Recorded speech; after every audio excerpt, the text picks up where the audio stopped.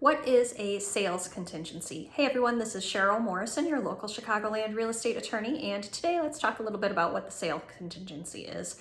Now, this is actually a provision that you will not find in every single contract. It's actually something that, it's fairly common, but I wouldn't say that we see it all the time either. So first, let's start with what a contingency is. And this is just a way of saying that in order for the contract to go forward, a certain condition needs to be met. So the contract is contingent on something happening. And there are a number of contingencies that are in each and every contract. So the first one is the attorney review contingency. The attorney has the ability to accept, reject, or propose changes to the contract that need to be agreed upon by the other party. The next one is the home inspection contingency. The buyer has the right to have a home inspection done, and the buyer needs to approve of the condition of the property. If not, the buyer has the ability to request that the seller make some repairs based on what came up in that home inspection report. Again, for the contract to go forward, both parties need to agree on those issues, and then we move forward.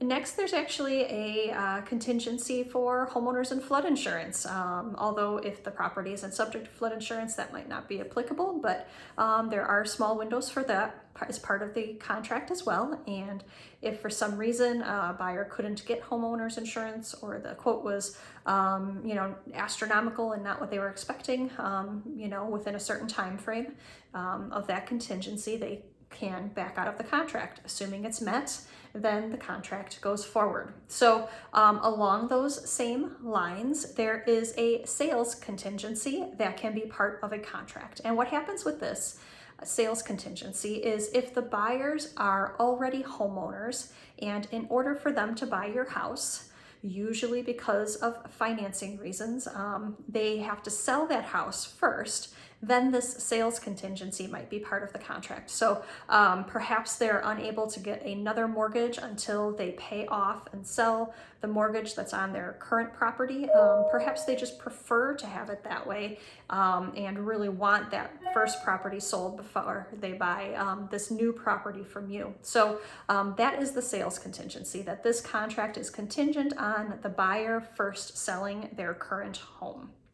Now, this is actually a fairly complicated contingency with a lot of information contained in it. The buyers usually have to say whether the property is listed for sale with a realtor, whether it's under contract, and then these sellers do have some rights. They can continue to show the property, and if they find another buyer, they would have to give some notice to the present buyers saying that they have another buyer who doesn't have this contingency, and they're asking you, this buyer, to waive your sales contingency. That means go forward even though you haven't sold your present home.